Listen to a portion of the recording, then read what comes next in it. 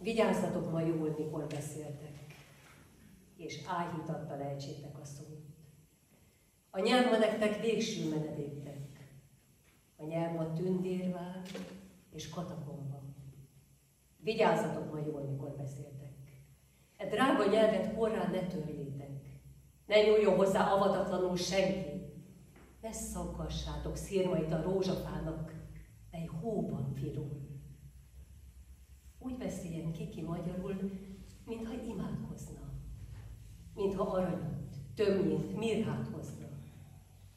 És aki költő, az legyen király, és pap, és próféta, és soha más. Nem illik darulc, főpapi találkoz, s királyi nyelvhez koldust adogás. Vigyázzatok ma jól, mikor beszéltek, vigyázzatok! A nyelv ma szent kehely.